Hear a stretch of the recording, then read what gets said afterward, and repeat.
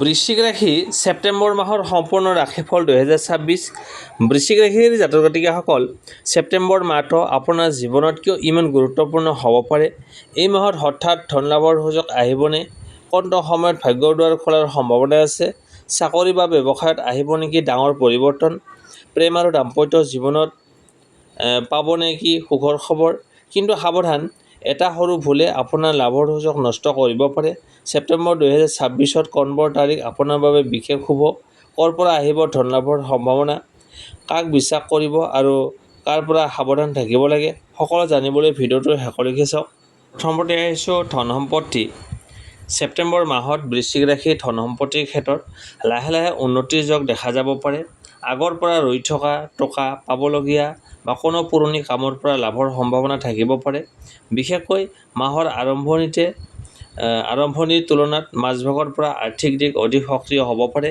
এই মাহত আপোনাৰ বাবে এটা গুৰুত্বপূৰ্ণ কথা হ'ল ধন আহিলেই সকলো খৰচ কৰি নিদিব, কাৰণ ছেপ্টেম্বৰ মাহত উপাৰ্জনৰ লগতে হঠাৎ কিছুমান অতিৰিক্ত খৰচো আহিব পাৰে।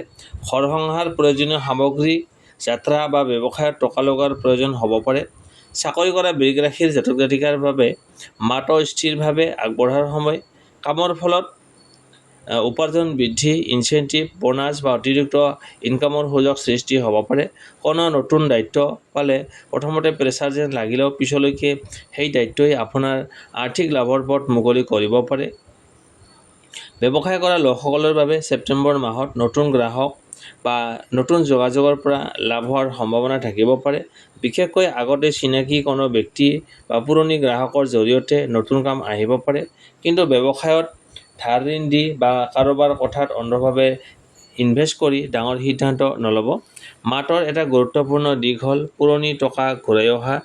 যদি কোনো ব্যক্তিৰ ওচৰত আপোনাৰ বহুদিনৰ পৰা টকা আবদ্ধ হৈ আছে, ছেপ্টেম্বৰত সেই টকাৰ কিছু অংশ বা সম্পূৰ্ণ ধন লাভ কৰাৰ সুযোগ সৃষ্টি হ'ব পাৰে।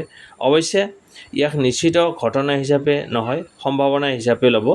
আপোনাৰ মাজভাগৰ পিছত কিছু নতুন উপাৰ্জনৰ পথৰ বিষয়ে চিন্তা কৰিব পাৰে। মূল কামৰ লগতে সৰু কোনো অতিৰিক্ত কাম, অনলাইন কাম, বিক্ৰী বাণিজ্য বা দক্ষতাৰ জৰিয়তে উপাৰ্জন কৰাৰ সুযোগ আহিব পাৰে।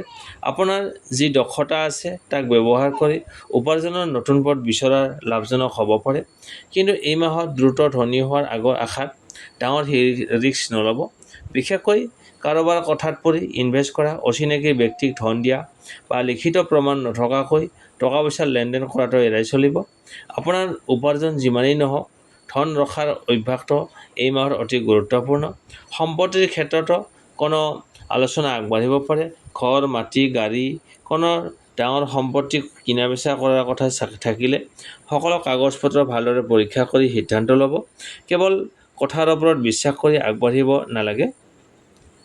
ছেপ্টেম্বৰৰ শেষৰ ফালে আৰ্থিকভাৱে কিছু হতাশ অনুভৱ কৰিব পাৰে। মাহটোৰ আৰম্ভণিতে যি চিন্তা বা টকাৰ প্ৰেছাৰ আছিল, সেয়া লাহে লাহে কমিব পাৰে। কোনো নতুন সুযোগ আগন্তুক মাহবোৰৰ বাবে আৰ্থিক ভিত্তি শক্তিশালী কৰাৰ পথ দেখুৱাব পাৰে। মুঠতে ক'বলৈ গ'লে ছেপ্টেম্বৰ 2026 বৃশ্চিক ৰাশিৰ বাবে ধন সম্পত্তিৰ ক্ষেত্ৰত পৰিশ্ৰমৰ ফল পোৱা, পুৰণি পাবলগীয়া ধন উদ্ধাৰ কৰা আৰু নতুন উপাৰ্জনৰ পথ বিচৰাৰ মাহ হ'ব পাৰে। কিন্তু লাভৰ লগতে সঞ্চয় পৰিকল্পনা আৰু সাৱধানতাৰ সমান গুৰুত্ব দিয়ক। এতিয়া প্ৰেম আৰু দাম্পত্য জীৱন। ছেপ্টেম্বৰ 2026ত বৃশ্চিক ৰাশিৰ প্ৰেম আৰু দাম্পত্য জীৱনত অনুভূতি গভীৰ হ'ব পাৰে। যিসকলে সম্পৰ্কত আছে তেওঁলোকৰ মাজত আগতে জমা হৈ থকা কিছুমান ভুল বুজাবুজি বা অভিমান মুকলি কথা বতৰাৰ জৰিয়তে কমি যাব পাৰে। যিসকল ছিংগল তেওঁলোকৰ জীৱনত নতুন কোনো ব্যক্তিৰ আগমন ঘটাৰ সম্ভাৱনা থাকিব পাৰে। বিশেষকৈ কাম-কাজ, ব্যৱসায়, বন্ধুত্ব বা চিনাকি মানুহৰ জৰিয়তে কাৰোবাৰ সৈতে যোগাযোগ বৃদ্ধি পাব পাৰে। প্ৰথম দেখাত সাধাৰণ যেন লাগিলেও পিছলৈ সেই ব্যক্তিজনৰ প্ৰতি আকৰ্ষণ বৃদ্ধি পাব পাৰে। প্ৰেমৰ সম্পৰ্কত থকা সকলৰ বাবে ছেপ্টেম্বৰত সম্পৰ্কটোক লৈ গুৰুত্বপূৰ্ণ আলোচনা হ'ব পাৰে। ভৱিষ্যত বিয়া, পৰিয়াল বা একেলগে নতুন সিদ্ধান্ত লোৱাৰ কথা ওলাব পাৰে।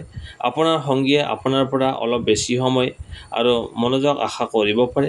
কিন্তু বৃশ্চিক ৰাশিৰ বাবে এই মাহত কথা কোৱাত বিশেষ সাৱধান হোৱা উচিত। অতিৰিক্ত সন্দেহ আৰু খং। সঙ্গীয়ে কোনো কথা ক'লে লগে লগে ভুল অৰ্থ নল'ব। সৰু কথাক ডাঙৰ কৰি তুলিলে ভাল সম্পৰ্কত দূৰত্ব সৃষ্টি হ'ব পাৰে।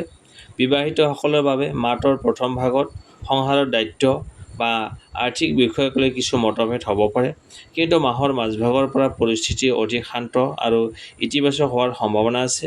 স্বামী স্ত্ৰীয়ে একেলগে সময় কটালে আৰু ইজনে সিজনৰ কথা মন দি শুনিলে সম্পৰ্ক অধিক মজবুত হ'ব পাৰে। যিসকলৰ মাজত বহুদিন ধৰি কথা বতৰা কমি গৈছে, তেওঁলোকৰ বাবে পুনৰ যোগাযোগ আৰু মনৰ কথা প্ৰকাশ কৰাৰ সুযোগ আহিব পাৰে। কোনো পুৰণি অভিমান এৰি নতুনকৈ সম্পৰ্কটো আগবঢ়াই নিয়াৰ পৰিস্থিতিৰ সৃষ্টি হ'ব পাৰে। মাহৰ মাজভাগৰ পৰা শেষভাগলৈকে প্ৰেম আৰু দাম্পত্য জীৱনত ইতিবাচক পৰিৱৰ্তনৰ সম্ভাৱনা তুলনামূলকভাৱে বেছি। কোনো সুখৰ খবৰ, প্ৰেমৰ প্ৰস্তাৱ, বিয়াৰ আলোচনা বা পৰিয়ালৰ পৰা সমৰ্থন পোৱাৰ সম্ভাৱনা থাকিব পাৰে।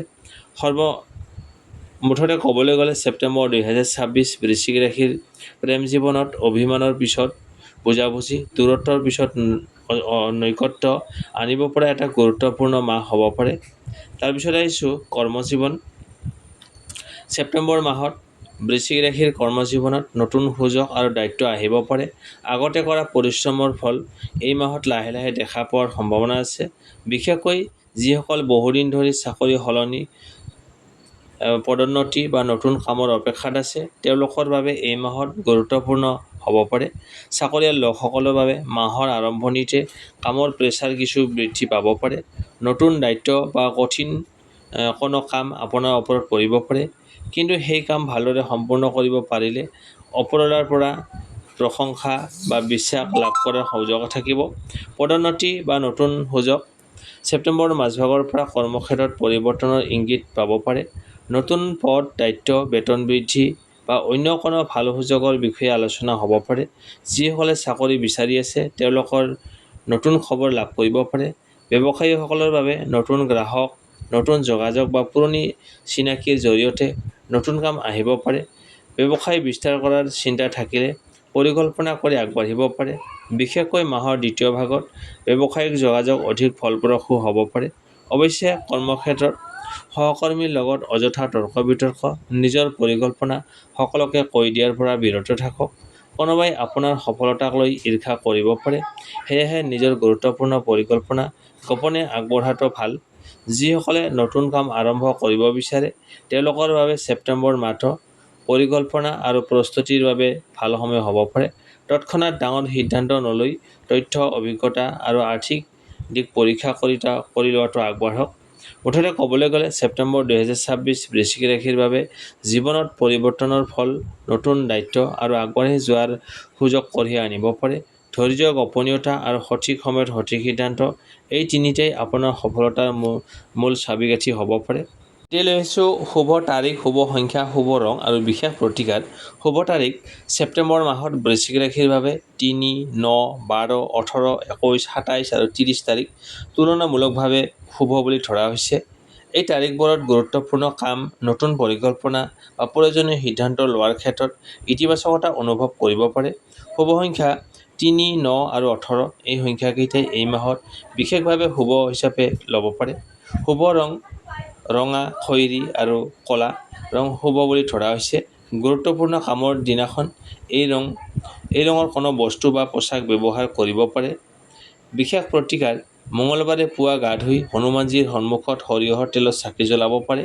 তাৰপিছত ভক্তিভাৱে ওম হনুমতে নমঃ 11 বাৰ বা 21 বাৰ জপ কৰিব। লগতে মঙলবাৰে কোনো দৰিদ্ৰ বা প্ৰয়োজনীয় ব্যক্তিক সামৰ্থ্য অনুসৰি খাদ্য বা প্ৰয়োজনীয় সামগ্ৰী দান কৰক। এই প্ৰতিকাৰবোৰ আধ্যাত্মিক, বিশ্বাসভিত্তিক, নিয়মিতভাৱে ভাল কাম, ধৈৰ্য আৰু ইতিবাচক চিন্তাৰে পালন কৰাটোৱেই মূল কথা।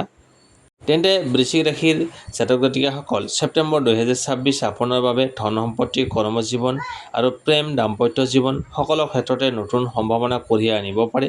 কিন্তু মনত ৰাখিব, সুযোগ আহিলে সফলতা নহয়, সঠিক সময়ত সঠিক সিদ্ধান্ত লোৱাটোৱে সফলতাৰ মূল চাবিকাঠি।